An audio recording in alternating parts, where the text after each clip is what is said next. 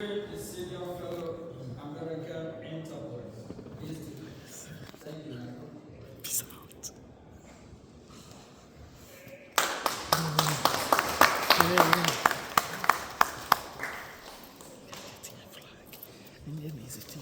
Thank you very much, Mr. Acting Prime Minister. I don't need, first of all, it's good to see Biafra represented so well in Washington, D.C. Unlike in Nigeria, and unlike in Finland, we're not going to arrest dissidents.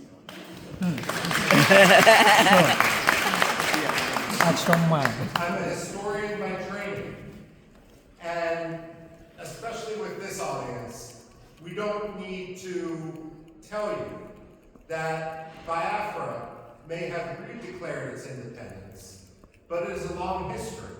And if we count the maps that European merchants, geographers, and other travelers made dating back to the 17th century, then Biafra is actually older than the United States of America. Sure.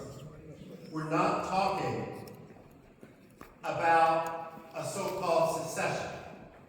We're talking about decolonization. And when we look at Africa today, we must recognize that the problem of colonialism is no longer based in London and in Paris. It's based in places like Abuja and Lagos. Yes. The fact of the matter is, and for that matter, Yaoundé as well, the fact of the matter is that we are witnessing a second wave of decolonization in Africa right now.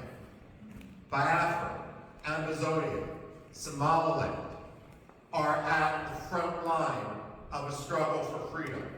Religious freedom, as well as simply personal, economic freedom, political freedom. The fact of the matter is, though, when we talk about that front line of colonialism, Biafra, Amazonia, Somaliland, we're also talking about a response to genocide. The fact of the matter is, when we look at the modern history of Biafra, and we see some of the key figures represented on this podium, and it's so appropriate that we're sitting here in a room dedicated to Veterans Affairs, to honor the veterans of the Biafra struggle. The fact of the matter is that they did not start the struggle for Biafran rights. Nigeria did. Nigeria has agency. They have decision making.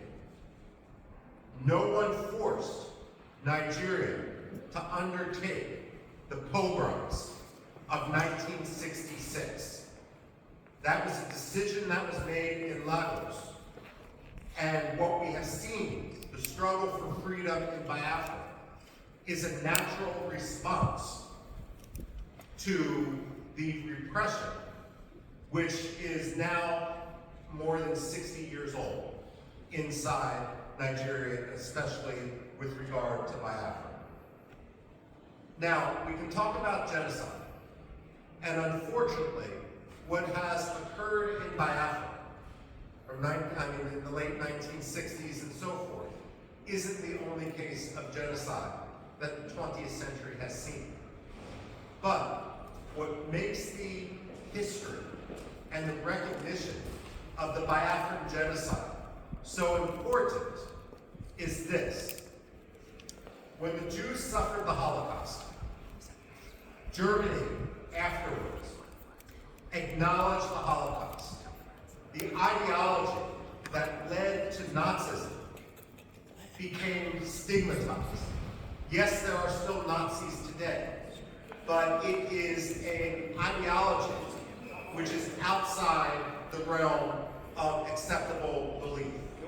The problem with genocide denial isn't simply a denial of fact, a denial of history.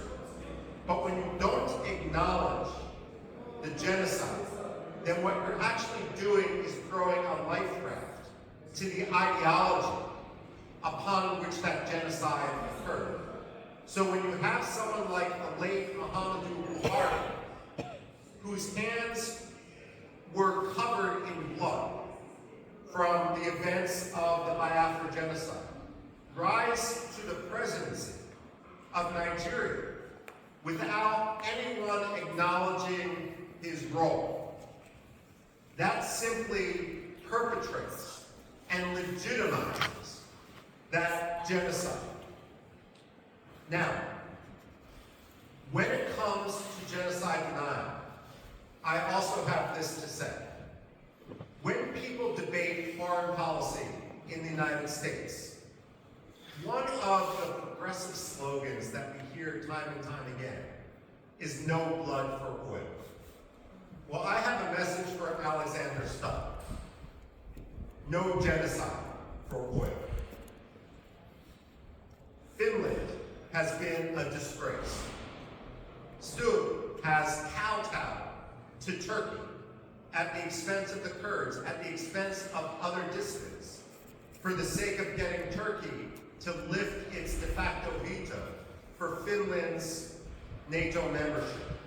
Now he's kowtowing to the Nigerian government by arresting Simon Ekpa for the sole reason of advocating against genocide and of providing, frankly, at this point, the only reasonable way forward given the actions of the Nigerian state. Now, we can't engage in wishful thinking, and unfortunately that has been the problem in the United States. I would argue that Europe is more engaged in a cynicism, where they simply want Nigeria's oil, and let's be frank, it's not Nigeria's oil. It's Biafra's oil, the Delta region and so forth. The fact of the matter is they feel it's easier to have a relationship with a dictator, and they're going to look the other way. Never let the Europeans pretend that they stand as a representative of human rights when they act in such a cynical, racist, and way that is so contrary to life, liberty, justice, freedom, political rights. The fact of the matter is the Europeans need to be called out each and every day for that. Finland, especially. Now, I would go so far as saying Finland doesn't deserve the plaudits that so many people, Amnesty International, Human Rights Watch, tend to ascribe to Scandinavian powers. I would today argue that through its actions behind the scenes, by laundering the Nigerian government, by allowing, by cynically using this mantle which it had developed over decades as a protector of human rights, that Finland has become one of the most cynical promoters of human rights abuses, on par with Russia, with China, and with others. The only difference is Russia and China are much more open about what they're doing. Finland thinks they can have it both ways. Now, when it comes to the United States, however, the United States isn't blameless. We have two problems here. The first is the problem of the American perception of history. Whether you're Republican, whether you're Democrat, I don't care.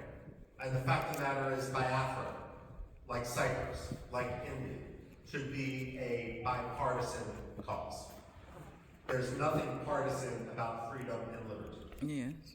And I say that as someone who personally is a Republican, but I was a Congressional Black Caucus Foundation fellow, working for the late Congressman Bill Gregg, who was a Democrat. So I say this not just as wishful thinking, but someone who truly believes in the importance of principle and its triumph over cynical partisanship. But let's face it, both the Republicans and the Democrats have a problem, and American society in general, and that's our general ignorance of history. In our own political culture, whether it's a Republican coming in after years of Democratic power, or a Democrat coming in after years of Republican power, there's a tendency to believe that history is only 4 or 8 years long, and that every president who enters the Oval Office, or Secretary of State who enters that 7th floor of their office of the Dwight D. Eisenhower building in Foggy Bottom, that they can somehow have a tabula rasa, that the past doesn't matter. Well, let me set the record straight. The past does matter. The past can't be forgotten.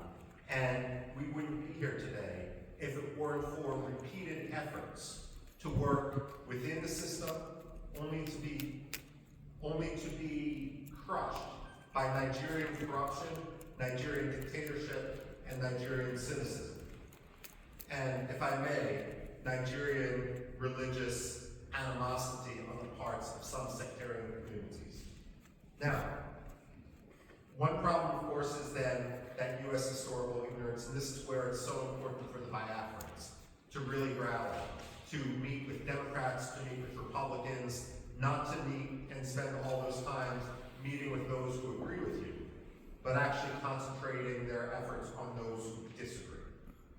The fact of the matter is, Americans need an education in history, and they need an education in history quickly, because the price of American ignorance is going to be tragedy and more killings in Biafra.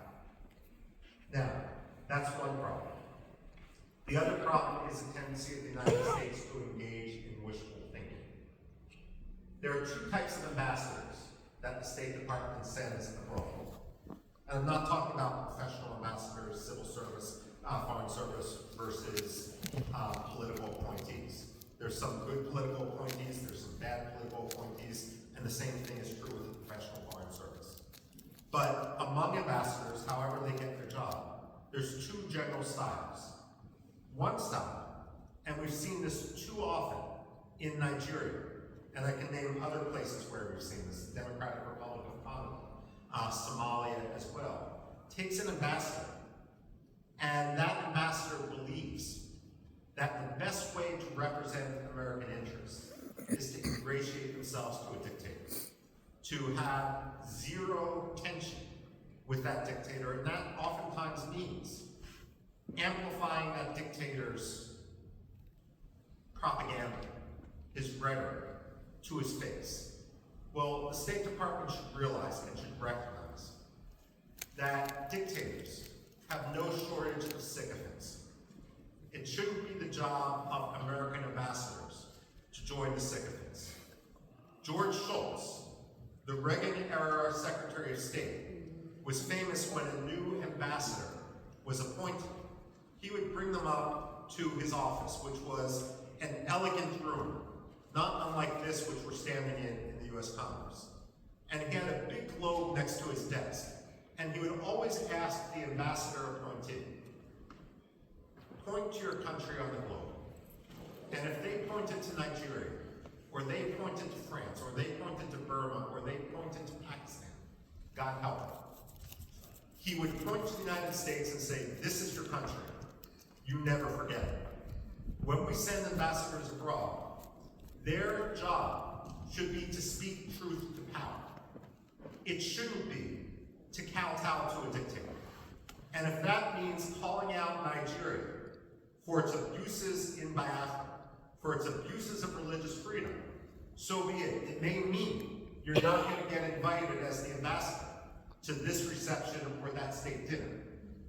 Well, that's the price of being an ambassador and being truthful. Your job isn't to make a dictator feel good. It's to promote American interests as a U.S. ambassador. And one of the top American interests is religious freedom. The reason why religious freedom should be such a top priority is it really is the canary in the coal mine. It really is the metric by which to see whether a dictator's rhetoric and actions meet.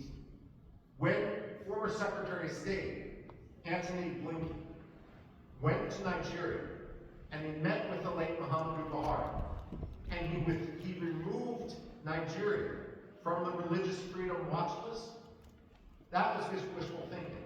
It didn't make Nigeria a better place. It didn't stop the killings in Biafra. It didn't stop the killings elsewhere in Nigeria. All it did was signal to the Nigerian government that they could quite literally get away with murder. Wishful thinking has consequences. The United States also needs not to believe its own spin and not to try to force, cynically use the Biafran issue to advance its other causes. So, for example, I don't know how many times I've talked to people who are partial to the Nigerian government in the United States and will accept the Nigerian laws. And they will say that what we see happening in the Southeast has nothing to do with religious hatred, with religious intolerance on the part of the Nigerian government. It's all about climate change. Let me tell you this, and I've actually said this to the State Department.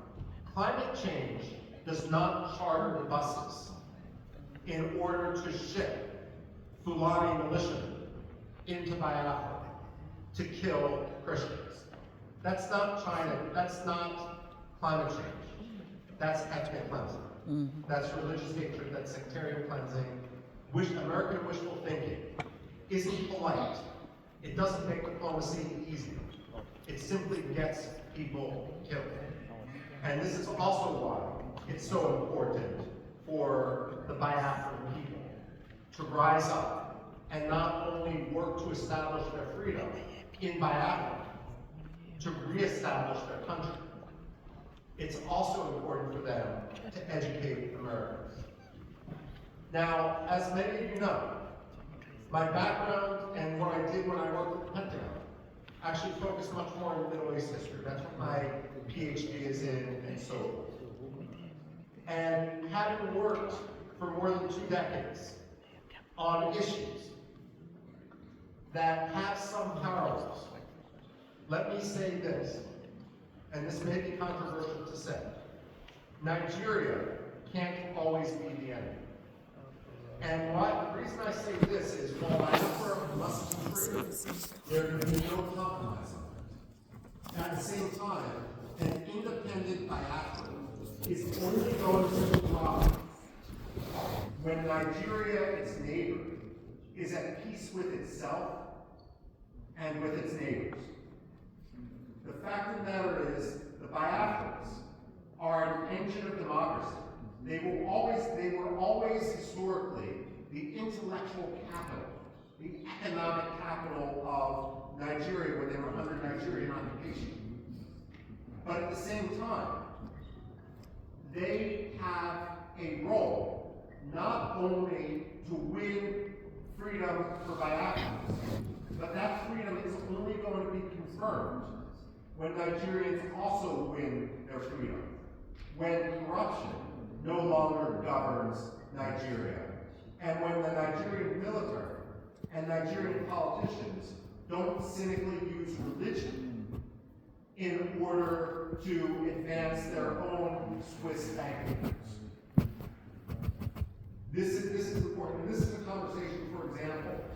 It's understandable that you focus on Biafra, but this is an example which I've had conversations in the past with Iraqi presidents and prime ministers, and Kurdish presidents and prime ministers, and there's a recognition, despite the century-long struggle of the Kurds, the so-called largest people without a nation, to win their freedom, to win their independence. Many of them have also come to recognize that that independence is going to take real reform instead of ruin for their neighbor next door. I've had this conversation with the Cypriots and the Greeks, vis-a-vis Turkey as well.